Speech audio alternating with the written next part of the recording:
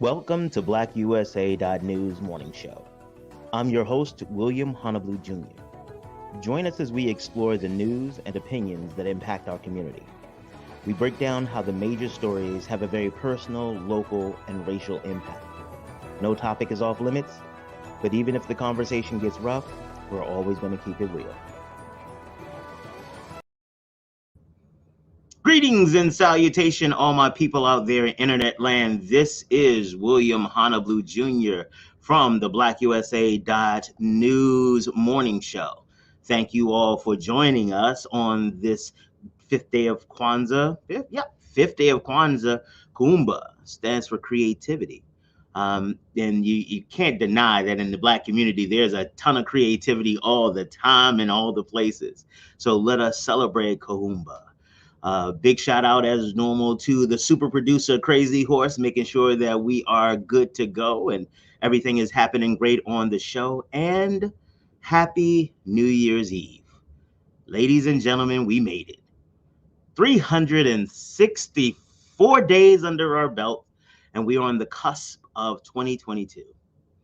I know for me, I'm counting 2021 and 2020 as 1 year or like a package deal. Because for me, it's difficult to separate them because there was a lot. 2021 was just a continuation of a lot of weird stuff that happened in 2020. And so for me, I am grateful. I am so incredibly grateful to have made it to the end of this year. There were people I started the year with that didn't. More people than I care to really kind of wrap my mind around.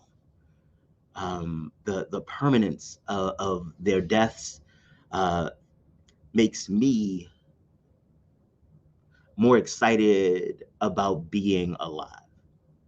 It has changed the way how I appreciate things, how I value things, the mortality. And as I mentioned in the show we did last week on COVID, when my cousin passed away from COVID and I looked at the numbers for her state and I saw 51 people died that day, and I realized that I couldn't tell which one of those she was. It changed for me how statistics work. It changed for me that these numbers, it reminded me. I knew it was horrible. I knew the deaths were tragic, and I knew that they had a human consequence. I was always aware of that. But in that moment, it became mine, and I started to feel it. It wasn't just I understood it. I moved from having sympathy for those people to having something that was a level of empathy that I didn't realize that I was missing. And during this period of time, in the last couple of years, there have been things that have radically changed everything that we thought we knew about the world. We thought we knew who was important, CEOs and big business people and politicians and elected officials. But when it came down to it, I needed to do it at the grocery store a lot more. It has changed. These last 2 years have changed for me the way that I even view the world. And so I am grateful to still be here, to be on the cusp of this 2020, to be right there and to be able to say, I made it. That's huge. Does it look the way that I want it to look? Oh my God, no. It absolutely does not, but I made it. And the idea of what it should look like, that's just a story in my head. That's not necessarily a real thing. So yeah, as you all know, we talk a lot about mental health here. Because in the Black community, it is something that is so incredibly pervasive, and for generations has been something that we haven't talked about at all. Yeah, because what it means is that you don't pray enough, or you need to work in the community more, or you need to, if you just anchored yourself more in your family, if you just focused on work, there was always this solution. And interestingly, in a lot of those solutions, we were the problem. If you do something differently, your life will be different. Sometimes it's the circumstances. Sometimes no matter what you do, it's just going to be. There are things that are outside of your control, and understanding which is which becomes critical to moving forward. Today, we're going to talk to Ericka Morgan. Ericka is a social work supervisor, and I'll tell you a little bit more about her in a little bit, but we're going to have an opportunity to talk to her. She understands trauma. She has worked with disadvantaged and disinvested communities her entire career to make sure that they have the resources that they need so that they can live the best version of their lives, not everybody else's, not trying to meet somebody else's metric, but giving them the tools that they can meet the best version of their lives. And sometimes that just starts with helping them understand who they are, what they want.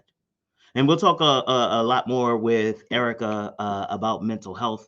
Want to say shout out yesterday, had a great show with Kes of Keystone Productions. We talked about, again, the entrepreneurship journey. Like, how do you keep your mind right? How do you stay focused? How do you balance the roles between, the parent, the spouse, the business owner, the person, the human? How do you manage and build all of those things so that, again, you can achieve the best version of yourself? It was awesome. We also talked about how do you process large events, or how do you plan for them, and how do you engage contractors and other service providers to really make your event pop. Also, we talked about how elevating the quality of your video production can really help you get through kind of the background marketing noise. Because for the client that you want, your customer, somebody else wants them too. Everybody's going after their money. And so if they get this ad, that ad, this ad, this ad, that ad, you have to do something to distinguish yourself from all of that noise. So we had a great conversation. And don't forget, look him up at Keystone Productions. Great conversation. I am one of the luckiest people in the world. The world. I got awesome friends who do amazing things, and I get to come and share them with you. In addition to that, I get to share with you great opportunities like this one, the Great Business Pitch Challenge. Tomorrow, in less than 24 hours, we will start the process for people to explain and to share their business visions with the rest of the world. And some of them will win technical assistance by subject matter experts. A lot of times they're like, "Oh, how much money are they going to get?" I'm sure there's also opportunities for financial prizes. I believe, like well, let me tell you how I've seen it happen. I've seen people go to these pitch competitions, and there'll be people in the audience that are like, "Hey, I want to invest in what you're saying, and even if you didn't win that, I want to know more about what you're doing." That is a real thing. So even if you don't want to pitch, come watch and support those who do. So that's tomorrow. It's going to be awesome. All right, let's see. What else do I want to tell you all before we start talking about mental health? Big shout out to Light Health and Wellness Comprehensive Services Incorporated. You talk about dealing with mental health. They've been doing this for almost 30 years. Where they have been in disinvested communities, providing childcare, providing mental health services, and also providing case management and interventions for people dealing with HIV and other health disparities. Like, they are in the game and have been doing this for almost 30 years, like I said. Shout out to the founder and CEO, Debbie Jacobs Rock. You all may know her as the disco queen, Debbie Jacobs, from the 70s. She was getting it. And also to their executive director, Delita Galanos, holding it down, doing a really great job of really making sure that there's a strong foundation for people to build on and to grow. I mean, I could just go, you know what? I might just go through their whole roster of people and tell you how great all of them are. Charmaine, Regina, you know what? But just know Light Health and Wellness Comprehensive Services, they do great work. And shout out to Ericka Myers, because we got Ericka Morgan, different Ericka Myers, fosterpreneur. Fosterpreneur provides trauma-informed entrepreneurship education to alumni of the foster care system and ongoing support and case management. So again, I know a lot of great people who do a lot of great things, and I got an opportunity to introduce you to one more right now. Ericka Morgan. Like I mentioned, Ericka works with social services and helps people find the resources that they need to be successful. She focuses in on adolescents, adults, and their families to find the therapeutic modality that is most effective for them. She's a licensed certified social worker, clinical, because I've learned that matters. I didn't know that whole C thing was a big deal, but yeah, she's on the clinical side. She has a bachelor's degree in social work from Morgan State University. Shout out Morgan State, HBCUs in the house, and a master's of social work for South Carolina University. So I am going to bring to you right now, Ericka Morgan. Hey, Ericka. Hi, how are you? I'm doing well. I'm doing well. Welcome. Thank you. Thank Okay, you you very, very messed much. up my graduate school. It's the University of South What Carolina. did I say? South Carolina University. Ooh, my bad and or sorry. That's not the way you get a Gamecock mad. It's okay. I don't claim Gamecock anyway. Oh, I hope I didn't offend anyone. See, now you're gonna have me getting emails and comments about Gamecocks and stuff like that. Look at you. Look. Thank you for joining us today. I really, really appreciate it. As I mentioned in the lead-in, like mental health is rough in general. Before COVID, before lockdowns, before all this stuff, as the black community, Mhm. that wasn't something we really talked about a lot. It We was we taboo. sucked it up.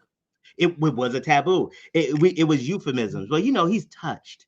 He's just going through some things. Hmm. He just needs to. The Lord is working on him. Like all of those euphemisms, a lot of times held or hid, I should say, some deep seated mental health challenges. Right. Tell me a little bit about kind of what. So, well, first, let's tell the people about you. I keep forgetting I know you, so I don't need to do some introductions and stuff. And I'd Hmm. be like, oh yes, let's just start talking. No, I'm sorry about. So, Ericka, tell us a little bit about you and your career. Okay. Well, I have been in the field of social work for 23 and a half years. Mm-hmm. I've had a very diverse career with opportunities to work in several areas. Mm-hmm. I have done treatment foster care Mm-hmm. for more therapeutic needs, uh, Mm-hmm. regular foster care, school social work, inpatient and outpatient mental health. Oh, so you got the Um, whole gamut. yeah, I've done Okay. work with youth in the juvenile justice system Okay. as a forensic social worker. Okay. And am I missing anything? I might be, but I'm currently in a supervisor position in social services. Okay. See, Hmm. I keep telling y'all I know dope people. Y'all thought I was joking. I don't just bring people I like. They got credentials and experiences and stuff. So in the breadth of your career, so because your career has been so diverse and has spanned so much time, you have a really good position, a really good vantage point to talk about the comparison, or to really kind of help us understand some of the comparisons about what life was like 2019 and mental health and kind of the stress and the resources available, and what's been like over the last 2 years. Because in some ways, and this might just be selection bias or bias on my part because of the research and stuff I do, but it seems like because of the virtual modality, a lot more opportunities for mental health engagement Hmm. exist than they did before. And to me, at least, it seems like it's a little more accepted than it was before. Is that your experience? I think so. Sometimes on the surface, Okay. Okay. but a lot of times, people will say that they support you or um, understand and say all Mhm. these positive things, and then they are saying negative things, when they're not with you. So Mhm. we want to be able to be comfortable enough to Mhm. talk about these issues Mhm. and Mhm. trust that we're being respected and received well by our family and loved ones. But a lot of times we aren't. Um, Right. yeah. So what has been, in my experience, one of the challenges with engaging family and loved ones when there's an issue around mental health is that a lot of times the lines and things and the relationships start blurring the actual issue. Hmm. So people start talking about intentions. Well, they didn't mean no harm. I don't know. It's like, well, wait a minute. It's still a boundary. I told them not to do it, but and they don't respect me. So how, how do in a family situation, let's talk Mhm. about family first. In a family situation, there's a lot of stuff that has happened that a lot of us, parents didn't know that they had caused trauma. Yes. And as children grow older and start to navigate those spaces and engage them, how they don't respond well because they know, and again, intention. I was doing the best I could. So how do as and I'll talk specifically about people in my age range and as the relationship with your parents change, Mhm. how do we address some of those things that had happened before? Because some of them are really deep seated and why. Like Mhm. this is why I got all my issues. Because remember that time in high school? Well, the problem is a lot of times we don't uh, really understand trauma and what is Hmm. trauma and how it impacts Talk us. to me about that more. I like this. Yeah. So trauma can come from, various situations or Hmm. experiences, whether it's a loss Hmm. of a loved one, a loss of a Hmm. home, any type of loss, physical or Hmm. otherwise. Hmm. It could be just being in an abusive relationship. Um, just a lot of trauma is rooted in childhood, like you mentioned, coming from Hmm. families, and you see that as your norm. You don't understand that Hmm. that's problematic, and sometimes Hmm. as you get older, you might kind of get it, Hmm. but at that point, you're often perpetuating some of those Right. same issues with your Right. family. Hmm. Right. That is a really good point because I find, and I'll use myself as an example. I find the stuff that used to bother me about my father so much that I did not understand and I thought was problematic. Like I do those now. Hmm. Um, but for me, I realized that before he passed away, we had an opportunity. Not we, because I had an opportunity to learn him differently. Hmm. So the things that as a child bothered me about him, as I start to learn him and understand him as a man, as opposed Hmm. to this power dynamic, and you did this because, and you did, like I'd realized there was a whole story in my head about Right. why the A whole things in my life. narrative. Hmm. Right. Do you find like, for some people, or this is my experience unique, that there's this narrative that we create that kind of holds us hostage, and when we explore it, comes to find out it might not even be what we thought it was. Or is that just like a unique experience? That's very common. That's very Okay. common. As a child, you develop ideas and thoughts, and whether it's realistic or not, Hmm. that becomes your reality. And as you grow older, have different experiences, Hmm. um, see your parents or whoever Hmm. is that person in your life um, from different viewpoints. Um, you come to understand some things, not accept necessarily, because we shouldn't Okay. accept anything that's damaging, but you come to understand where some of those things came from, and you might even learn more about your parent as a child, like what some of their experiences were, Like this some of isn't the the things first. they went through, and Okay. those things shaped them just like the experiences you had shaped you. Okay. Now, one of the things you just said, and I want to spend some time on it if you don't mind. You said that there's a difference between understanding and accepting. Mhm. So one of the things that when I've talked to my friends, one of the pieces of feedback that they get a lot of times is like, "Well, that's your mother," or "Well, that's your father."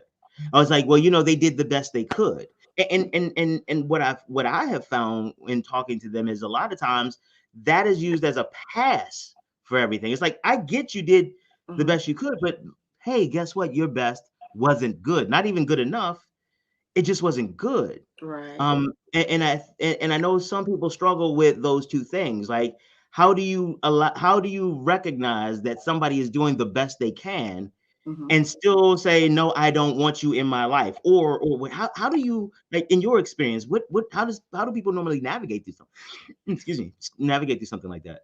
People normally avoid those situations, and that Okay. becomes unhealthy, and that kind of breeds some of these things that uh, can feed mental illness.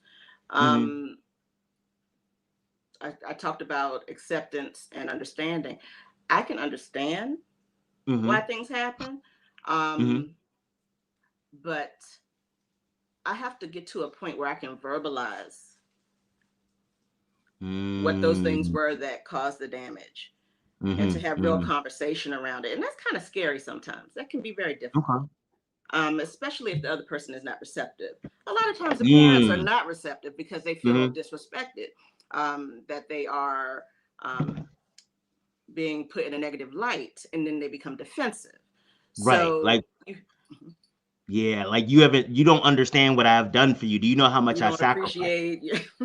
You're ungrateful. Right, right. And And then culminating in that's the problem with your generation. yeah, so it takes time. Mm-hmm. Sometimes you need help getting to that point. Other people are more Mm-hmm. comfortable Mm-hmm. having those conversations without support or guidance, Mm-hmm. through mental health or otherwise. Um, but I would say you have to just be honest about how you're feeling. A lot of times it's about getting to the feeling, not saying Mm-hmm. you, but this is what I'm feeling. This is how I am experiencing this. This was my Mm. experience. Not Okay. you're a terrible person. You did this. You hurt me. I feel hurt. Let me tell you why. So does that though? I have seen, yeah, unfortunately, these narcissistic type, and not clinically necessarily, but they use that as a tool to shift blame again. It's Oh like, yeah. well, that's how you feel. Well, that's not my experience, and they use this concept, this very legitimate concept, and of individualized experiences and perceptions shaping how you engage the world to make it something trivial so that they can always be right. Right. It's like, well, Mm-hmm. I don't know that. Well, that doesn't mean make it less, more or less true. So how, if you're trying to be healthy emotionally, Mm-hmm. you've gone out and you've learned the emotional vocabulary, you have done the work internally so that you understand and can articulate the feelings, and then you bring them back remembering that the other person hasn't done any of this work. Right. They're just sitting in the same place you left them. You come back more mentally and emotionally healthy, and you're prepared to engage. And they're like, why are you always on this stuff? God, okay, you got therapy now. Aren't you okay? Like, why do I need to change? I mean, like, real talk. Why do Mm-hmm. I need to change because you in therapy? Yeah. I'm like, I have experienced that. I've fed friends who've experienced that. So like as people are doing the work, how do you go back to somebody like, in the physical sense, you started eating healthy, going to the gym all the time, and then you come home and they eating French fries and like, oh, here you go with hummus. Mm-hmm. Here you go with hummus. And even in that situation, Mm-hmm. it's difficult to navigate, and that's with physical evidence.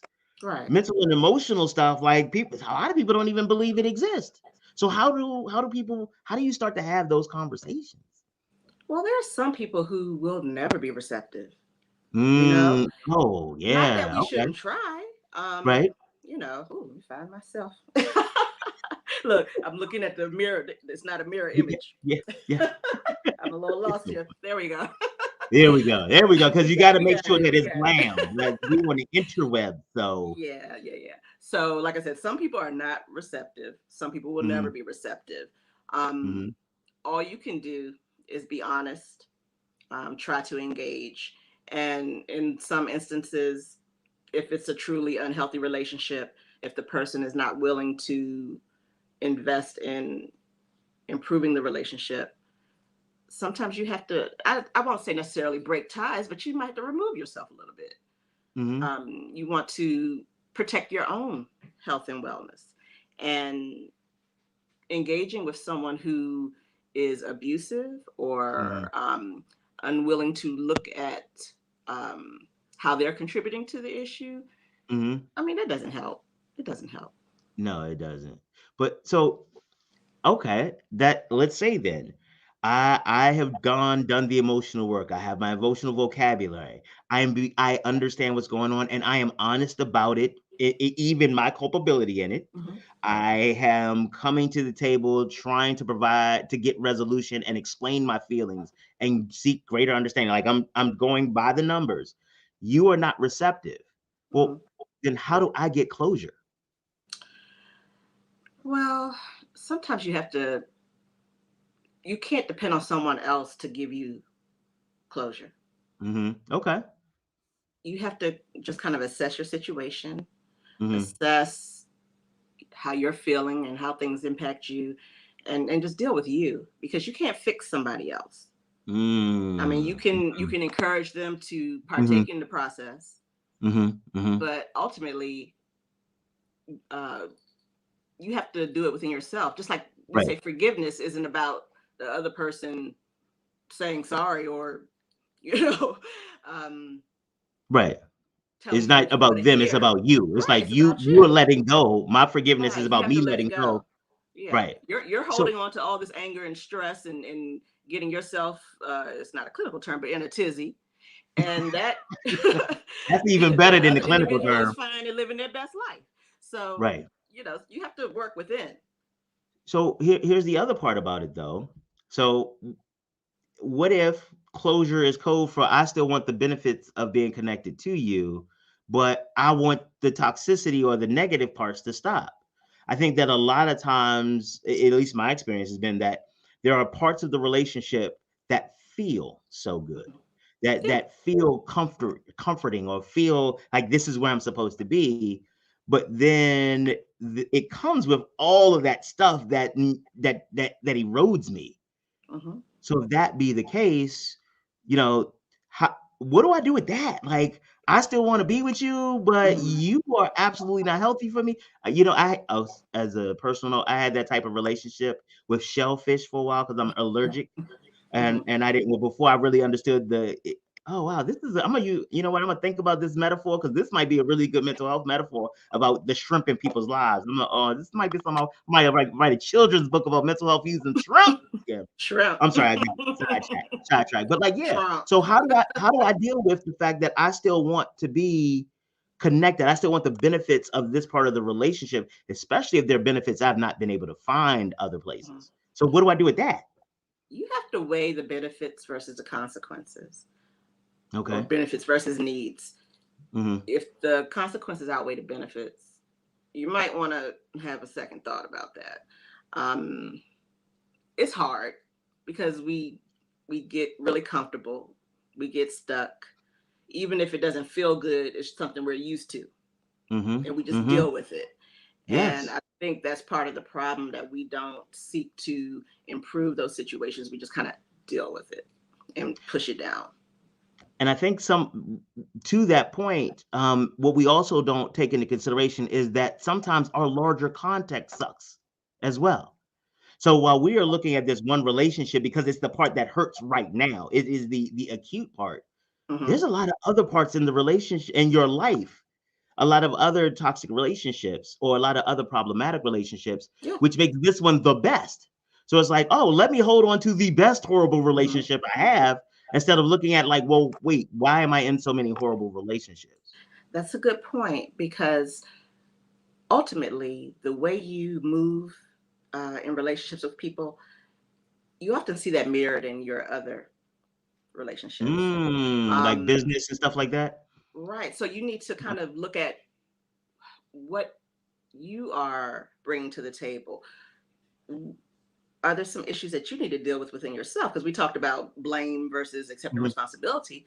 A lot of times there's some responsibility that you have to take. Right. Um, yeah, I kind of lost myself there, Yeah, but no. But I want to go with that. Like, so there are a lot of people, especially those who come from disinvested communities, or who, when they were growing up, did not develop the proper attachments and things like that, and those who have been victims of individuals who are, somehow exploitive, narcissistic, abusive, or whatever, and they have been taught that it is your fault, and so they they're are made the toxic scapegoat. themselves. Mhm. Right. So I have found some people, when I talk to them about accountability, they are bullying themselves into it. They talk to like, oh well, I'm always fucked up, or I do stupid stuff like this all the time. I'm such an idiot. And it's like, yo, like, hello, like, you are saying these things about you. So But for if somebody, those are the okay, messages you've been receiving uh-huh. over time, you're coming to accept that as reality, like we said before. Okay. It's like programming. So if Mm-hmm. you're hearing you're terrible, you're the worst, uh, you're a problem, Mm-hmm. you start to embrace that and accept that as And truth. that becomes your internal voice now. Right, right, right. So okay, and in my practice, both law, when I was practicing law and my business consulting, I find that a lot of people who are coming to the table, there is this level of uncertainty. And as Mm-hmm. I talk to them about when they started experiencing that, because in my entrepreneurship or in my business practice or business consulting practice, I recognize that you're the only thing that an entrepreneur really brings to the business that nobody else can is the ability to make decisions. Mm-hmm. And if your decision making is clouded by your own ghosts and these things that are haunting you, you will consistently make poor decisions Mm-hmm. because you. It's kind of like if you have on somebody else's glasses, it's like you're going to keep falling because this isn't for you. You can't see the world well. Right. And most of the time, I find that a lot of it is those narratives, Mm-hmm. those That self internal doubt. voices. Yeah. So imposter syndrome, people throw around a lot of these terms. I am one of them. Don't get it twisted. I am as guilty. Narcissism, personality, borderline this, DSMs and everything. Like, but I do know enough to know I don't know anything. I just like to sound smart about it sometimes. But so in your work with like people in points of transition, because that's what the last couple of years have been. No matter who you were or what you were in 2019, you have transitioned from that. Yes. So this is a global transition period, which is normal. Transitions are normally the most stressful period for individuals, and we're doing it all at the same time. So Mm-hmm. in your practice and your experience, how do people engage most healthily trying to deal with transition? Well, transition and change is difficult anyway. Hmm. And most people don't embrace it because it's Hmm. hard. Um, but you have to come to a level of awareness as to how things are impacting you. Because sometimes we Hmm. don't see our triggers or identify our triggers until Mm. we're triggered or, past that Right. point. You yelling at people. You're like, well, wait a minute. How did I get here? Yeah. So you want to try to figure out what is it that is bringing this out of me? What is bringing me to this point where I'm not in control or I'm Mm. feeling depressed or whatever it is? Um, and sometimes it's hard to identify that, especially, Mm. like I said, if you have normalized those things. Hmm. Hmm. Um, Hmm. yeah. So how do you know when your norms are abnormal? Because like so I've had friends, especially like it was amazing to me when I first went to college. And this was the first time I hadn't realized it, but this is the first time I'd ever been in a truly diverse environment before.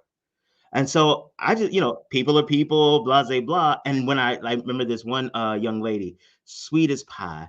And it was I think like six of us were, hanging out at 2 o'clock in the morning in the community room just talking. And she said, hey guys, I want to ask you guys a question, but I don't want to seem like I'm a racist. Oh, wow. Oh, all That's right. not the way All to right. start. This is okay. All right. But we in college, we learning. So yeah, no, ask away. She said, is it true that black people use soft scrub as shampoo? And I was Okay. like, I don't know. The only soft scrub I know is like the cleanser for the tub. I don't know any brand of shampoo. She said, no, the cleanser for the tub. I was like, no, like, no. And Where did that even honestly, I come was from? like, and for me, I looked around, I was like looking at the other black people, was like, do we? Like, is that some stuff my mama just ain't been doing? Like the hell? And she was like, okay. And I was like, so help us understand why you had that question. Because I want to know the story behind the question. Hmm. Well, what she said was that they didn't have very many black families in their community. And one of the girls who was there had talked about how their perms were different than the perms that she had gotten. And in the perms that the black girl had gotten was lye. Well, lye Hmm. is within Drano. So if you need Drano to straighten your hair, would make sense if you had soft scrub to wash it. That's crazy. But do you see, like, if you followed But it that's your from the framework. logical That's yeah. start, Mm-hmm. it was the whole misunderstanding. And again, when she said that, I was like, that's oh damn, that okay, I can see that. And then I was like, wait, lie? And a girl in the room was like, yeah, like it burns a little. I was like, why would you? Hell, I was like, why would you do that? That's what they do when they go. But for Black women, that was such a cultural norm. Mm-hmm. This going and getting your hair taken care of, and the heat and the chemicals. And now, and again, not. I'm bald. A male pattern baldness runs in my family, so this is not an issue I have to deal with at all. So I don't got no nickel in that dime. That But can be but freeing. oh my God, like it saves a whole lot of money and time. But the issue is like kind of with those norms, there are women who are starting to realize or believe that that is not normal, even as Mm-hmm. a norm. Right, right, But right. if you've only ever, what do they call it? The hair crack. I think that's what a friend of mine Yeah, called it. creamy Hair crack. crack, or whatever. Creamy crack. There it is. But if that's all you've ever known, you don't even have the perspective to know that this is a problem. And Right. so we have the same thing with some of our youth and some of our adults where they have been in places where their norms have been abnormal. How Mm-hmm. do you make that type of transition from an environment that may have existed with some level of toxicity or some level of dysfunction? Mm-hmm. And now that how do you even know? How do you even know if there's a problem? Like, that's a wow. I didn't even think about that. Like, how do Yeah. you know when there's a problem? Sometimes we don't know that there's a problem until someone points out Mm, that problem. You know, okay. if you're living with this thing, you're not thinking about that. And a lot of It's times when just people normal. point out those issues, you take offense. You get on guard. Mm, Um, that's true. yeah, That is it's true. hard, That especially is if it's really true. around mental health and your presentation. Mm, You might not wow. see what So other people see. okay, so let's say let's change the role then. Let's say I have a loved one Mhm. who is acting a little weird. And I want to suggest some mental health treatment or Mhm. suggest some kind of care. Uh, But let's not forget that, like you just said, some people aren't even they're going to go off on it. So what are some of the ways that I could even broach that conversation with somebody? Like, hey, you're acting crazy. Like that probably won't go. Like telling No, a person upset, calm down, that don't work. So I don't. not at How, what all. but so when you start to see someone who's behaving weirdly, or there are some changes, what should you say? You know, check in with them. A Okay. lot of times, even like through this pandemic, we aren't checking in with each other. We're not asking how people are doing. And when we do ask how they're doing, you get the I'm fine. Everything's okay. Yes. But Yeah. behind that, it's not so fine. And I think a lot of times we want to say what we think people want to hear Hmm. instead of telling the truth and asking And for I that know. help or saying, "Hey, this is hard. I'm not dealing with this well." You know, What- they see it as a weakness, so they don't want to admit that there's a problem. and I know, like for me, especially when I am in the throes of a depressive episode, sometimes I don't realize that my view of the world has changed because in my mind I'm still behaving normally, but I don't realize that normal isn't 3 hours of just 3 hours of laying in the bed scrolling through your phone. But I'm just watching a video. And so what ends up happening is that you don't even realize that your mind got bad.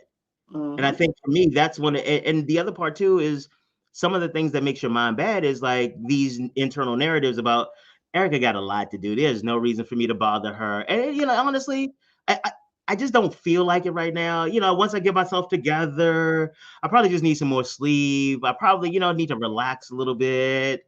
And then next thing you know, a month has passed. Well, look, 2 all of months. those things are important. Sleep, Right. exercise, you know, uh, understanding how you're feeling. But sometimes we need more than that, Okay. and there are different levels of need. Hmm. Everybody doesn't need to go to therapy. Okay. Okay. Everybody won't need a psychiatrist. So there are levels to it. If Okay. you have a support system within family or friends that Hmm. you feel comfortable with, that's always beneficial. But sometimes the need is greater, Hmm. and you need someone who has some training and experience to be Hmm. able to help you through whatever Hmm. you're Hmm. going through, to process that and to get to the other side. And One that's of the work. that is work. And one of the things that talking about the issue may exceed the scope of the family and friends capacity. One of the great things that because at first I was not necessarily onto this whole therapy thing, because I'm like, you don't even know me. There's I'm 40 some years old, 30 some years old. There's a whole lot of stuff that happened up there. I didn't talk to my family, they Hmm. know. But what I learned, my family and my friends, but what I learned was that the fact that he didn't know me actually became the asset, because he was actually able to help me identify things in relationships with other people that Without that the people, history. right. But the thing is that the people who were some of my support system, I found out were also some of the problem. Hmm. And that was incredibly disorienting, because these are the ones I had gone to, like, hey, I need help with this, and just listening to them and sharing and whatever, but they were the problem. Mm, And that's why, I'm an avid believer that, if it is appropriate for you to go to therapy, do that. right. The people who love you are wonderful, but sometimes they don't even know what signs to look for. Like like it depends on where you're from. When COVID Hmm. first started, you may have been told to get some ginger ale and crackers and lay down. Okay, see Terrible. the people out there who know, they're like, oh, not the ginger ale and crackers. Oh, we have somebody who asked, oh, I'm sorry, this came a little while ago. Where's the middle ground, and about choosing your battles or you will always be at war, Brenda? Right. That's That is where I a talked really. about weighing the benefits and the consequences. If if you know that this person is going to be problematic and Mhm, that they're going to take away from your peace, mhm, then you have to make a decision. Do I want to stay there and fight, mhm, mhm. or do I need to remove myself from that situation? Now Sometimes it's hard to find that middle ground. you've used that word several times today, decision. And it always seems like at the end of all of our conversations, you end up saying, like, well, it depends on what decision you make. So is that really what it comes down to, mental health? I mean, I know there's some chemical and Mhm. stuff like that, but the choices in your life, it sounds like it just keeps coming down to you have to decide. And a lot of these decisions suck. Well, the decisions you make are going to influence how you move forward. So it's very important. Um, Being aware of how we come to these decisions, or Mm, learning how to come to healthy decisions, hmm. is the Hmm. key. Okay, we all make Okay. decisions all the time, but Right. is it healthy? Is it improving your life, or detracting from it? Well, what about the people? So I like this, like making the decision, but sometimes it's like there's this belief that you are ordained to do something. There's a purpose to your life. There is this Mhm. thing that you are meant to be and meant to do. But it sounds like, and especially with some of the research I've been doing, it's like that is actually one of the things that tends to get people stuck, because they're Mhm. looking for stuff. Oh, oh my God, wait a minute, wait a minute. Oh, I just realized we're talking about the Last Dragon, the movie. We're talking about the Last Dragon time act. That's what we're doing, because he's the master. Oh my God! So for those of you all who have never seen the Last Dragon, you have got to watch it. You It have is to one of see it. the Show enough. show enough. Because okay, and spoiler alert, like you just need to log off now, because I love this movie, and it is kind of what we're talking about. It is like you are out here looking for the master. You were out here. That movie should have been 2 minutes long. After you caught that arrow, we're done. Ta-da! You are the best. But also, you know what? He would have met Apolloni. I mean, Vanity. He would have met Vanity. So no, we had to keep the movie going. Never mind. Never mind. Keep the movie going, because that was awesome. But that's what happens. Like you have this story that there is something not enough about you. Mm. That there is, you need the, what was it? Oh, you need a fortune cookie from some dumb guy. I love the fact that they named the fortune cookie place Some Dumb Guy. He was chasing some dumb guy around for the majority of the movie, trying to find what he already had. I didn't even All he remember had to that. do was vision, huh? I didn't even remember that. Oh, when I tell you, this movie helped shape a lot of my life. Like, I was like, I got to glow. But then the question becomes, how many times is showing up gonna have to whoop your ass before you realize you are what you need? How Mm. many times are you gonna get dunked under the water before you get your glow? The Well, time that you get the glow. I'm sorry, singing the glow, singing the glow, singing the glow, singing the glow. well, even as children, and more so recently, I guess in the rest, excuse me, recent decade, we've Mhm. seen that children have been doing a lot more, uh, have been just overloaded and overburdened with activities and expectations, and it's hard to find balance with that. Mhm. And you come to believe that you just always have to be doing, always have to Oh, be better, or you know do all these things at the same time and still look good doing it. But right. we have to slow down. You have to slow down, because if So you're always see, going, going, going, I, going, going. I, you people keep doing this stuff. Every time I have one of my people on, y'all wait till the last 10, 15 minutes to bring up a whole new show topic. Okay? That's disrespectful. Because what you talk about now is the show I want to do on mental health and capitalism and how our identity shouldn't be tied in to how much money we make. But go ahead, spoil it for everybody now. See what you did?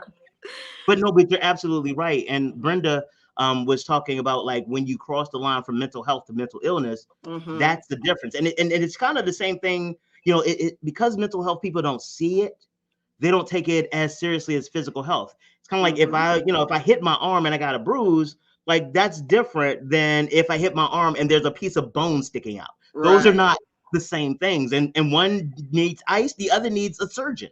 Yeah. Um, but in mental health, it's like, well, I'm just sad. Oh, I love this one. When I first started experiencing and understanding that I was depressed, people were like, well, what you should do is some things that make you happy. Yeah, everybody has an answer. And it's like, But get and this, get I this, felt, the people who give you all these wonderful cures and answers, take a look at what's going on in their own girl, health. I was about to say that. Like, and what happens is, because I was in such a mindset, like, I was in a dark place. I took what they, and it fit into my existing narrative about Mhm. the problems with me. It was like, oh, I must not be. They said all I need to do is just be happier, and I can't even make myself happy. I ain't shit. I knew I wasn't shit, and see, thank you for proving it to me. And it's like, well, wait a minute, no, no, no, that's not what I was saying. But the unfortunate part is that when a person is in one of these states, they don't even let you know what they heard. Mm.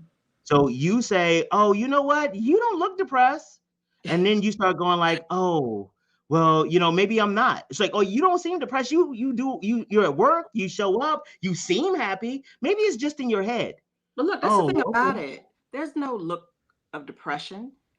I've seen people who have attempted suicide, and they were smiling and engaging and just seeming to be happy people.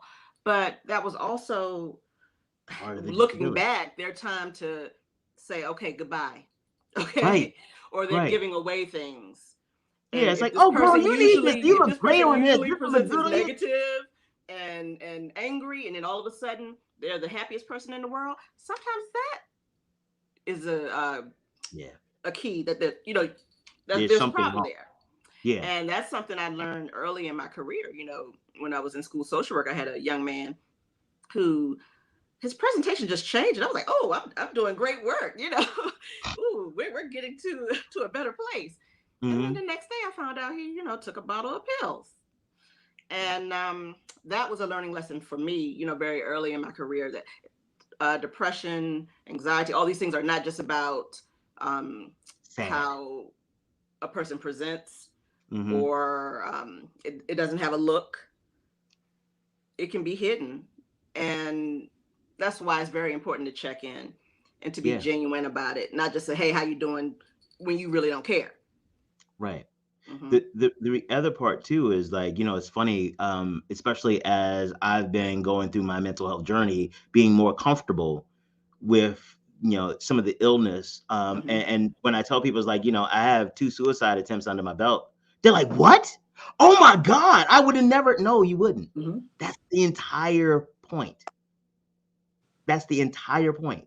Mm-hmm. Like, that, you don't know what anyone is going through. You don't understand why mental health is important. You don't understand any of those things Mm-hmm. until sometimes it's too late.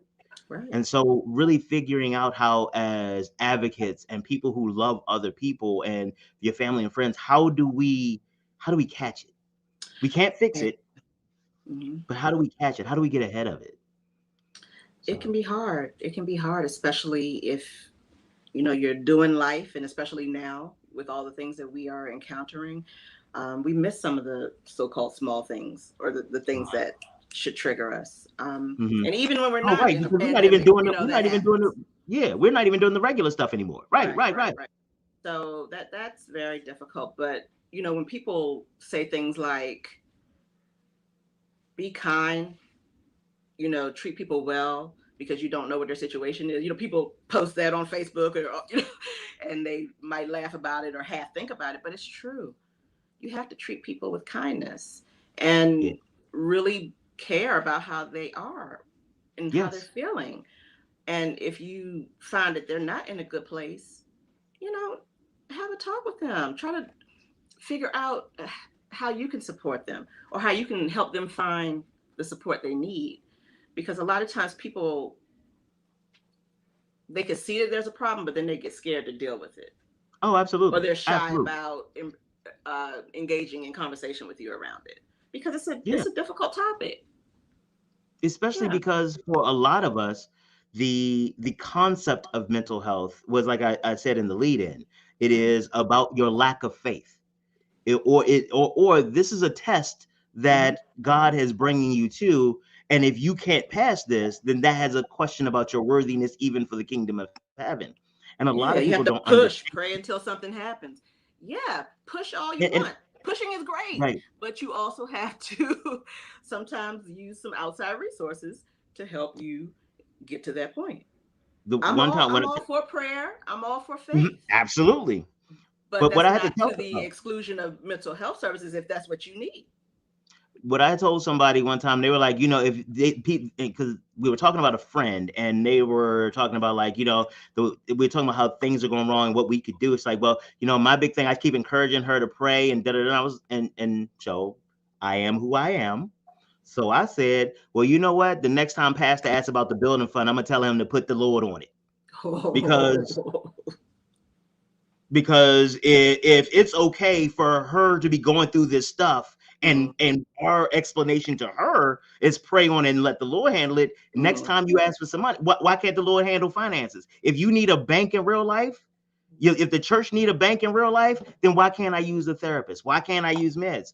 The other Mm-hmm. part too is, and I wanna kind of, see, I have to keep an alarm, because I get excited talking to y'all people, and next thing I know, The I'm time getting a has call. gone by quickly. I'm getting a call from Donnie, and Donnie's like, "Hey, yo, why are we still going?" I'm like, okay, okay. But to talk about medicine, Mm-hmm. there's a lot, especially when it comes to kids. There is so much information and misinformation, Mm-hmm. especially in the Black community. And I'm not even gonna put Yeah. COVID in there, because that's a week-long show about that. Let's just stick to mental health, because there are people who are like, this is just the medicine for mental health. Oh, that's Mm-hmm. just because Big Pharma wants you to get addicted. And honestly, there is some truth to that. However, I take diabetes medicine too. Mm-hmm. There's a And high level of resistance to medication, and I get it. Nobody mhm, wants to say, "Oh, I'm depending on this thing, to make me better or to help me be better." mhm, Um, we don't have any problems taking, like you said, the blood pressure medication, the diabetes, all this other stuff that we need for our physical being, mhm, but we really resist, you know, taking medication to support our emotional and mental well-being. mhm. So yeah, it's Now, It's what about sad. the I mean, medication isn't always the answer, but right? sometimes it can help, Mm-hmm. especially if you're doing all the behavioral things and having all these other techniques and resources that you're employing. But sometimes you need medication, and that's okay. But to feel like you're less of a person or that you're Mm-hmm. a weak person because you need this, um, that's what feeds into that narrative Okay. of, don't trust it. It's about making money. All the things you said. Right. Um, yeah, but we What don't do about that with everything else.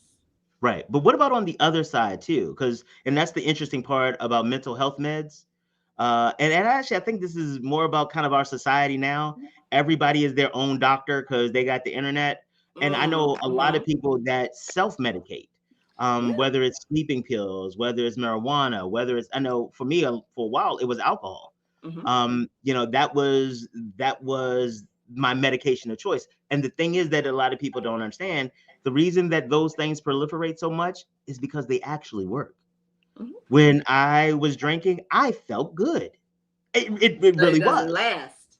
Yeah, It but the doesn't thing last. is, but I'm talking about like the way that the mind processes Mhm, it yeah. was that it not only it didn't last, but I was upset anyway. I didn't feel good anyway. At least now, if I strung enough temporaries together, I got a permanent. Like that is the kind of thinking Mm-hmm. that the people who are self-medicating, where it's like, oh, I don't do this all the time, just like 4 nights a week. The Yeah. three And extra how days, I hard can don't we even take do it it. down? Right. Right.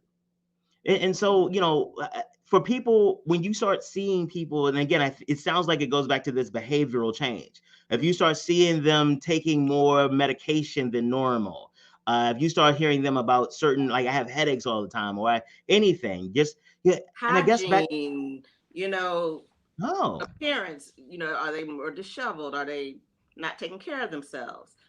There are a lot of cues, um, and that's not for everyone because we all right, present differently. But right. if a person is operating outside of the norm or supposed norm, Hmm. check in, see if they're okay. You Okay. know. Hmm. The other part too is, and let's end on this one. There are times where we miss it.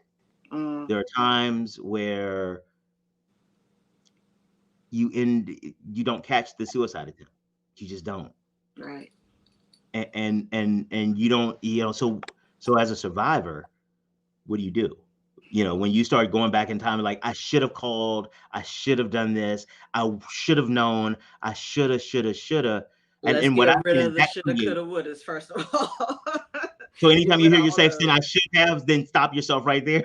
because that's feeding into that self defeating Hmm. mindset. You're already dealing with a lot and Hmm. and experiencing a very tough situation. Don't Hmm. add to that by beating yourself up. Right, You know. right, right, right. It's rough enough out here in real life.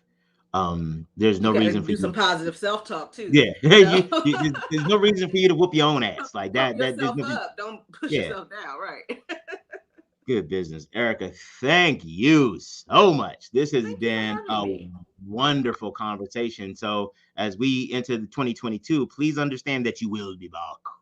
Okay, 'cause I think this is especially for our community. It is mission critical that we have more open, honest, and realistic conversations about mental health. Hmm. Because if we don't, we're going to end up in a situation where everybody crazy and Yep. everybody's destructive, and we will not get ahead of any of the financial stuff, the criminal justice stuff, the violent stuff, the economic stuff, because we will be struck. We'll be stuck. We don't deal with all that underlying mess. you know, that feeds into Absolutely. everything. Hmm. So thank you very much. And I am looking forward to the next time we have you on, ladies and gentlemen, Ericka Morgan, social worker with the most. All right. Thank you, Ericka. Oh, okay. So, ladies and gentlemen, boys and girls, children of all ages, thank you again for the opportunity to join you here on the BlackUSA.News Morning Show. We have had an amazing show yet again, getting to expose you to some of the dope people that I know.